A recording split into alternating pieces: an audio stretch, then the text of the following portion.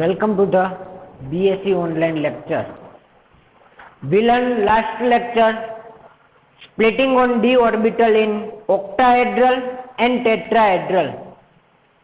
And this lecture I have learned factor affecting the splitting energy and CFSE, crystal field splitting energy.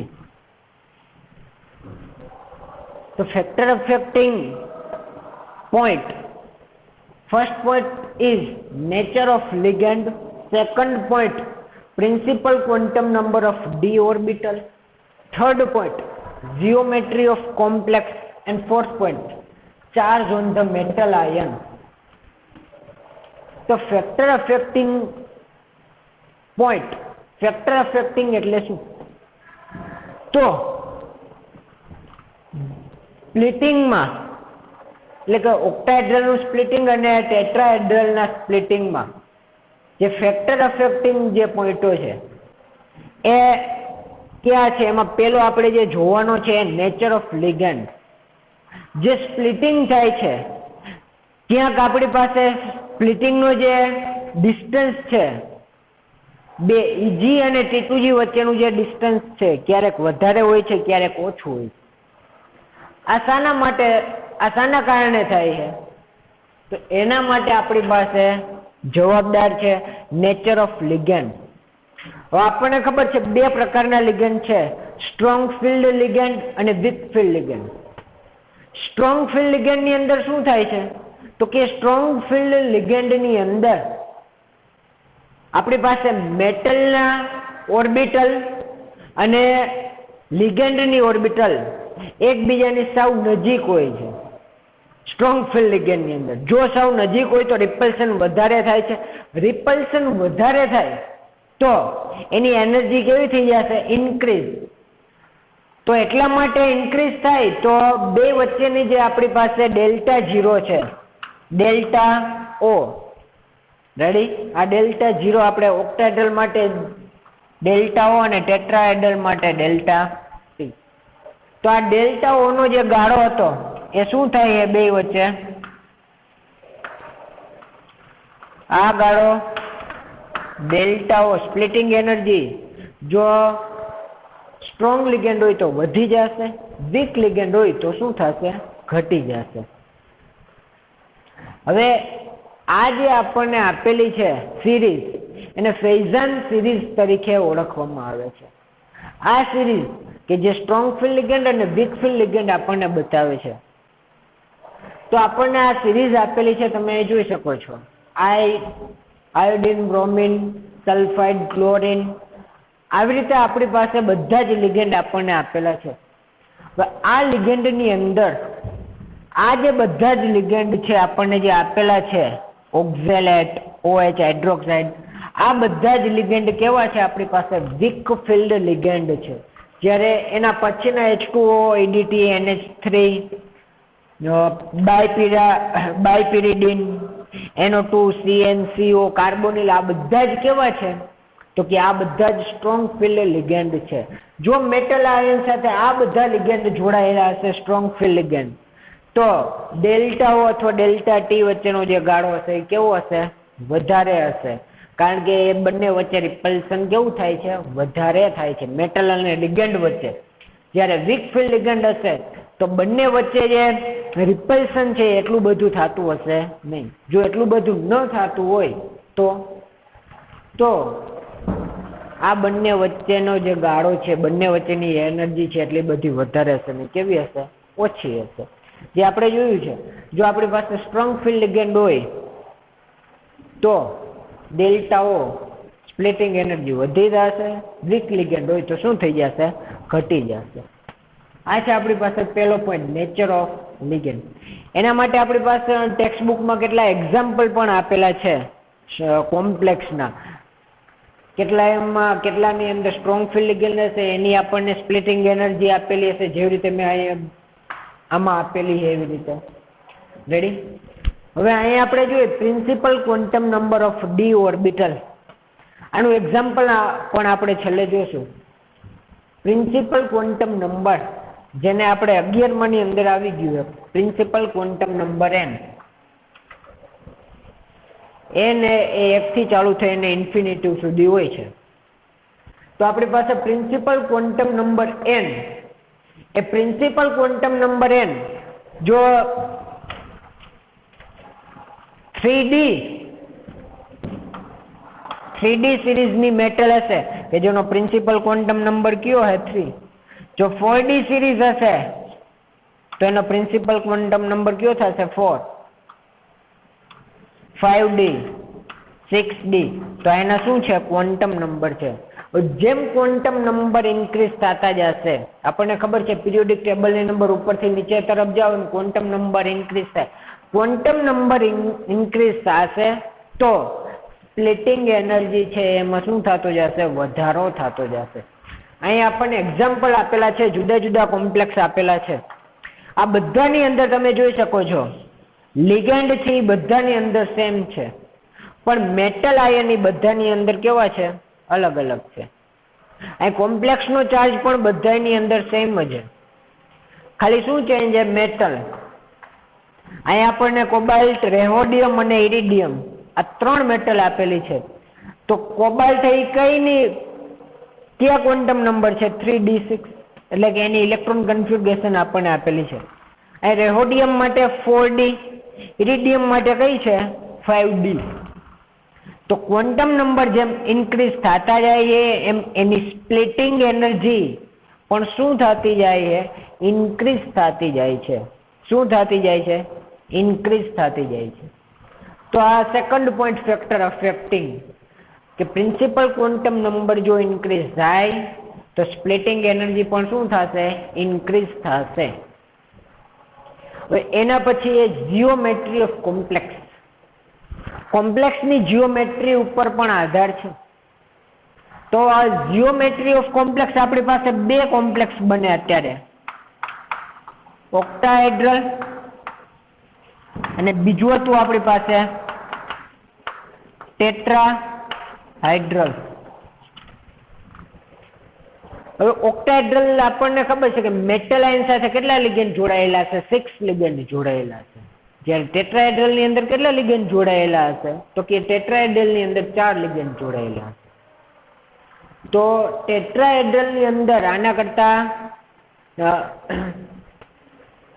લિગેન્ડની સંખ્યા કેવી છે, વધારે છે.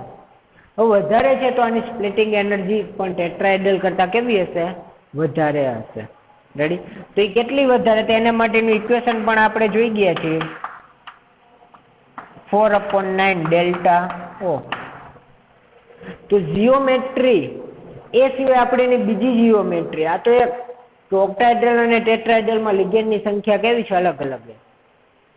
બીજું છે આપણી પાસે કે જીઓમેટ્રીમાં આપણે જોયું હતું કે ઓક્ટાહેડ્રલની અંદર ઇઝી જે ઓર્બિટલ છે એ અને લિગેન્ડની ઓર્બિટલ બે સામસામે હતું. જ્યારે ટેટ્રાહેડ્રલની અંદર એક પણ મેટલ આયનની ઓર્બિટલ લિગેન્ડની ઓર્બિટલ સાથે સામસામે આવતી નથી, પણ થોડીક કેવી રહે, દૂર રહે છે. જો દૂર રહેતી હોય તો બંને વચ્ચે જે રિપલ્શન થાય એટલું બધું વધારે થતું નહીં હોય, કેના જેમ ઓક્ટાહેડ્રલની જેમ. તો જીઓમેટ્રી ચેન્જ છે બેયની અંદર. બેયની અંદર જીઓમેટ્રી ચેન્જ છે, એટલા માટે આપણે જોઈ શકીએ છીએ કે આમાં આપણને સ્ટ્રોંગ ફિલ્ડ લિગેન્ડ જોવા મળતા નથી. એટલે કે સ્ટ્રોંગ ફિલ્ડ લિગેન્ડ હોય છે પણ બંને વચ્ચે એટલું રિપલ્શન થતું નથી. રિપલ્શન ન થાય તો એની સ્પ્લિટિંગ એનર્જી ટેટ્રાહેડ્રલમાં એટલી બધી તમને વધારે જોવા મળશે નહીં ઓક્ટાહેડ્રલ કરતા. હવે એના પછીનો આપણી પાસે 4th પોઈન્ટ છે charge on the metal ion. Charge on the metal ion. Metal ion ઉપર કયો ચાર્જ છે એના ઉપર આધાર છે. કેનો? સ્પ્લિટિંગ એનર્જીનો. જે સ્પ્લિટિંગ એનર્જી છે એનો આધાર આ બધા ઉપર છે. આ ફેક્ટર અફેક્ટિંગ પોઈન્ટ છે. એમાં ચોથો પોઈન્ટ છે આપણી પાસે charge on the metal ion. હવે મેટલ આયનના ચાર્જ કેવી રીતે કેલ્ક્યુલેટ કરવામાં આવે છે એ પણ આપણે ખાસ યાદ રાખવાનું છે. દાખલા તરીકે આપણે અહીં આપણને આપેલા છે Fe H2O6 +2. હવે જો અહીંયા આપણને આનો ઓક્સિડેશન સ્ટેટ ફાઇન્ડ કરવાનું કહે તો આવડવું જોઈએ. પહેલા આપણે કેનો ઓક્સિડેશન સ્ટેટ ફાઇન્ડ કરવાનો છે? એફીનો. એફીનો જો તમારે ઓક્સિડેશન સ્ટેટ ફાઇન્ડ કરવો હોય તો એના માટે પહેલા કેની જરૂર પડશે? H2O નો ઓક્સિડેશન.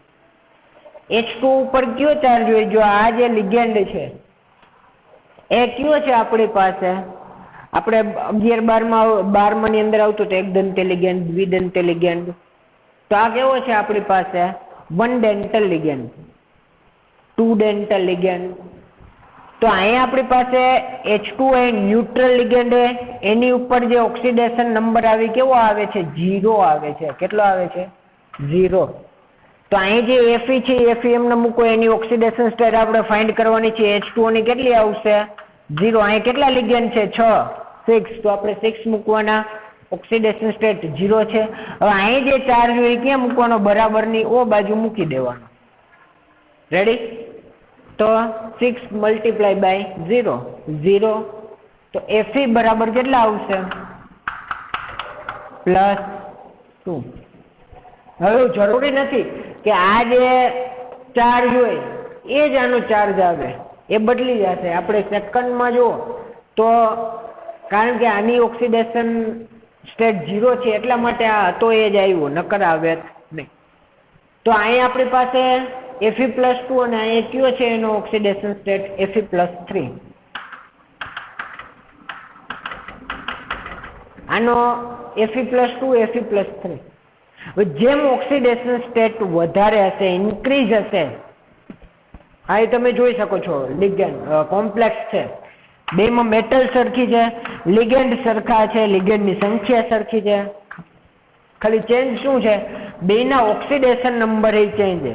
આનો Fe+2 છે જ્યારે આનો Fe+3 છે. હવે જુઓ તો એની સ્પ્લિટિંગ એનર્જી ચેન્જ હશે. જેમ ઓક્સિડેશન સ્ટેટ વધારે ઇન્ક્રીઝ થતા જશે એમ બંને વચ્ચે રિપલ્શન વધારે થતું જશે, મેટલ અને લિગેન્ડ વચ્ચે.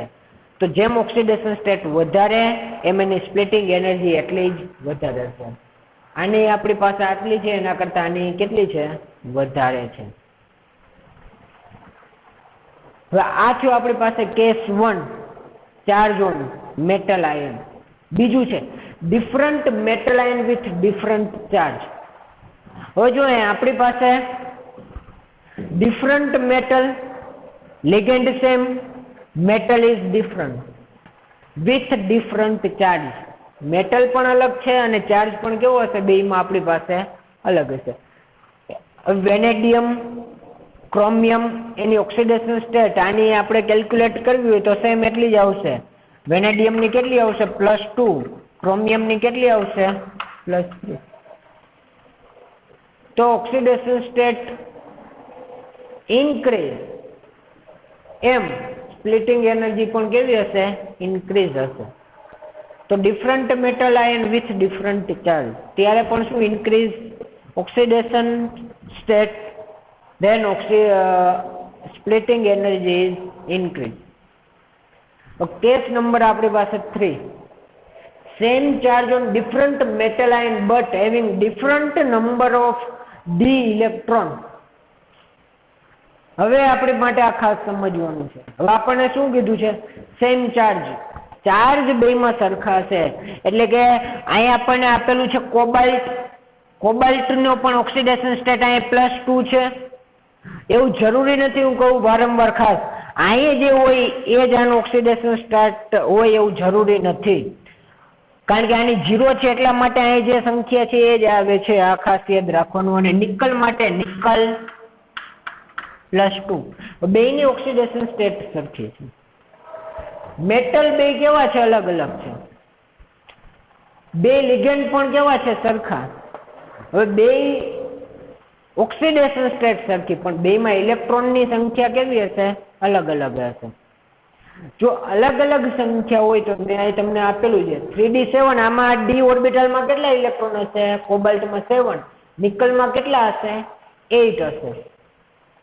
તો હવે જુઓ અહીંયા આપણી પાસે 3d7 ઇલેક્ટ્રોનની સંખ્યા ઓછી છે. એનો મતલબ ખાસ યાદ રાખજો, d ઓર્બિટલ માટે ઇલેક્ટ્રોન છે એ આના કરતા આમાં એક કેવો છે? વધારે છે. કોબાલ્ટ કરતા નિકલમાં વધારે છે.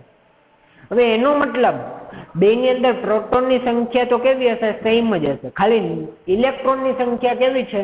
અલગ અલગ છે. હવે ઇલેક્ટ્રોનની સંખ્યા અલગ અલગ છે તો યાદ રાખવાનું હંમેશા કે જેમ ઇલેક્ટ્રોનની ડી ઓર્બિટલમાં ઇલેક્ટ્રોનની સંખ્યા ઓછી, સેમ ચાર્જ હોય ત્યારે આ ખાસ યાદ રાખવાનું.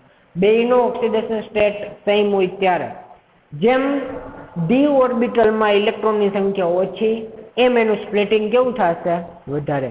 કારણ કે એ બંને વચ્ચે કોબાલ્ટ અને H2O વચ્ચે એટલું જ વધારે રિપલ્શન થશે. જેટલા ઇલેક્ટ્રોન ઓછા ડી ઓર્બિટલમાં, જેટલા ઇલેક્ટ્રોન ઓછા એટલું જ એમાં સ્પ્લિટિંગ કેવું થશે? વધારે થશે. તો આ આપણી પાસે છે factor affecting of splitting energy and crystal field splitting energy, CFSE. તો એના માટે ખાસ એક્ઝામમાં પણ આપણને ક્વેશ્ચન પૂછાઈ શકે આખું કે factor affecting the splitting energy.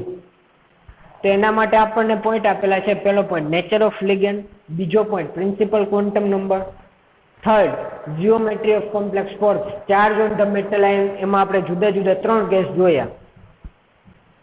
તો આ આપણા માટે ખાસ IMP ક્વેશ્ચન છે, એક્ઝામ રિલેટેડ ક્વેશ્ચન છે.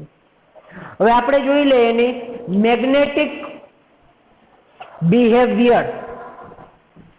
હવે જ્યારે આપણી પાસે સ્પ્લિટિંગ થાય છે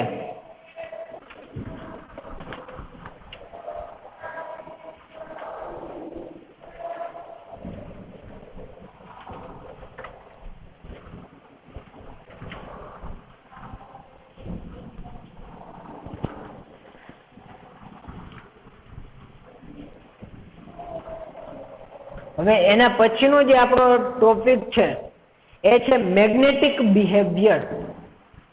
એ છે આપણી પાસે મેગ્નેટિક બિહેવિયર. તો જો તમારો જે કોમ્પ્લેક્સ છે એ કોમ્પ્લેક્સનું મેગ્નેટિક બિહેવિયર આપણી પાસે બે છે. 2 type of magnetic behaviour, diamagnetic and paramagnetic.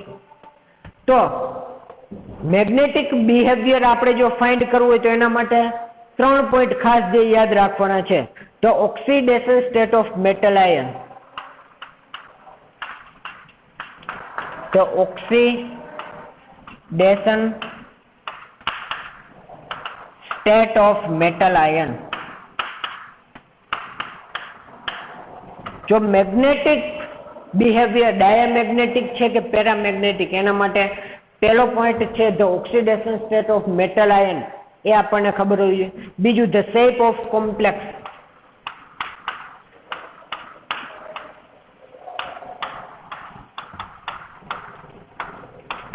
The shape of કોમ્પ્લેક્સનો શેપ કેવો છે? ઓક્ટાહેડ્રલ છે, ટેટ્રાહેડ્રલ છે, એ આપણને ખબર હોવી જોઈએ. અને થર્ડ પોઈન્ટ ઓફ ધ ઓક્ટાહેડ્રલ, આ માત્ર ને માત્ર ઓક્ટાહેડ્રલ માટે લાગુ પડે. જો ઓક્ટાહેડ્રલ કોમ્પ્લેક્સ હોય તો આઇનર or outer D orbital use.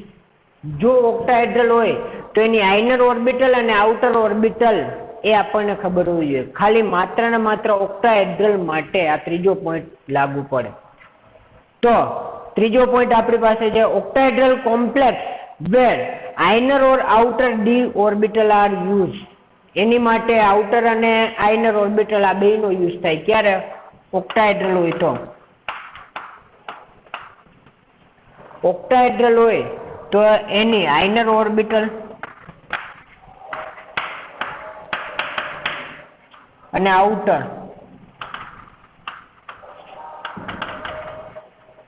આ બેયનો યુઝ થશે ડી ઓર્બિટલનો.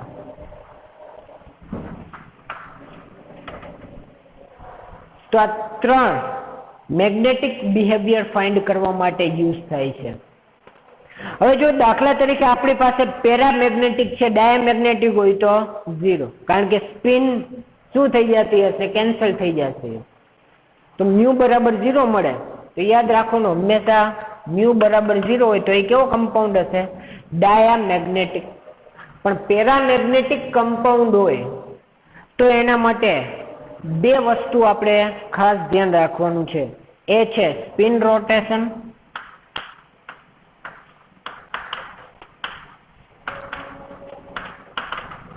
રોટેશન જેને આપણે μs તરીકે જોઈ છે. આ આપણે સ્પિન રોટેશન મ્યુ એસ આ બધું જ આપણે અગાઉના સેમેસ્ટરની અંદર આવી ગયું છે. અને બીજું છે આપણી પાસે ઓર્બિટલ રોટેશન.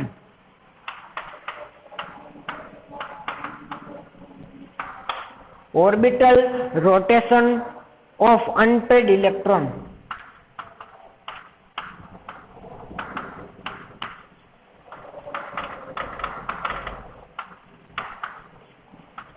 Mu L. હવે આપણને ખબર છે કે મ્યુ બરાબર ઇક્વેશન. આના ઉપરથી જો આપણી પાસે અનપેડ ઇલેક્ટ્રોનની સંખ્યા હોય તો આમાં મૂકી દઈએ n બરાબર અનપેડ ઇલેક્ટ્રોન તો આપણને મ્યુ મળી જાય. પણ કોમ્પ્લેક્સની અંદર થિયરેટિકલ અને પ્રેક્ટિકલ આ બે વેલ્યુ મેગ્નેટિક પ્રોપર્ટી બેની કેવી આવે છે? અલગ અલગ. થિયરેટિકલ અને પ્રેક્ટિકલ. તો થિયરેટિકલ આપણે જે જોઈ છે આ દ્વારા ફાઇન્ડ કરી શકાય, જ્યારે પ્રેક્ટિકલ છે એ આના દ્વારા સ્પિન રોટેશન અને orbital rotation of unpaid electron આ બેની જે વેલ્યુ મળે એનો જ્યારે સમ કરો, સરવાળો કરો, ત્યારે તમને મળશે મ્યુ.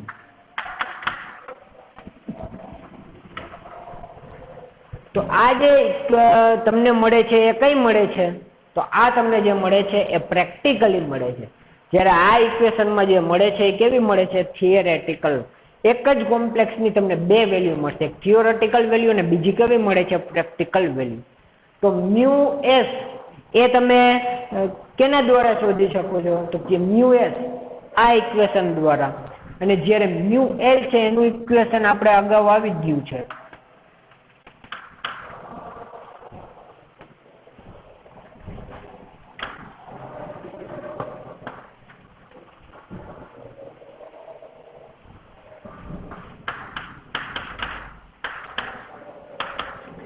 કે જેની અંદર જે કેવી રીતે ફાઇન્ડ કરવાનો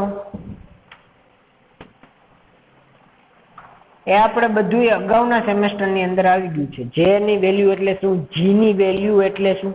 જી ની વેલ્યુ એટલે એ છે આપણી પાસે લિન્ડે સ્પ્લિટિંગ ફેક્ટર. જ્યારે જી ની વેલ્યુ તમારે જોઈતી હોય તો એના માટેનું એક ઇક્વેશન છે જે બધું તમને ટેક્સ્ટ બુક ની અંદર આપેલું. આ માત્ર ને માત્ર આપણને જાણકારી માટેનું છે. જેની વેલ્યુ પણ આપણને મળી જશે. તો આ છે આપણી પાસે પ્રેક્ટિકલી મેગ્નેટિક પ્રોપર્ટી ફાઇન્ડ કરવા માટે. થિયરેટિકલ ડાયરેક્ટ આના ઉપરથી મળી જશે અને પ્રેક્ટિકલ આના ઉપરથી. ટૂંકમાં થિયરેટિકલ તમારે ખાલી જોતી હોય તો આ ઇક્વેશનની અંદર તમારા અનપેડ ઇલેક્ટ્રોનની વેલ્યુ, અનપેડ ઇલેક્ટ્રોનની જેટલી સંખ્યા છે, જેટલા ઇલેક્ટ્રોન એટલા n બરાબર મૂકી દો તો મળી જાય. પણ જો પ્રેક્ટિકલી જોતું હોય તો સ્પિન રોટેશન મ્યુ એસ એ જે તમે આ મૂકો છો એ, અને પ્લસ કેની વેલ્યુ બીજી મૂકવી પડશે? Mu L. એ શું છે? તો કે orbital rotation of unpaid electron. તો આપણે બે પોઈન્ટની આજે વાત કરી છે. પેલો છે આપણી પાસે factor affecting on splitting energy, અને second point of magnetic property of complex. તો મેગ્નેટિક પ્રોપર્ટી કેવી રીતે ફાઇન્ડ કરવામાં આવે છે આપણે જોયું. મેગ્નેટિક પ્રોપર્ટી અને ફેક્ટર અફેક્ટિંગ. નેક્સ્ટ ટોપિક છે આપણી પાસે છે એપ્લિકેશન. હવે એક્ઝામ્પલ આપણે જોશું કે કોઈ પણ તમને કોમ્પ્લેક્સ આપેલો હોય તો એમાં કયું સ્પ્લિટિંગ થશે? હાઈ સ્પિન કોમ્પ્લેક્સ બનશે, લો સ્પિન કોમ્પ્લેક્સ બનશે. તો એ આપણે એપ્લિકેશન નેક્સ્ટ લેક્ચરની અંદર જોશું.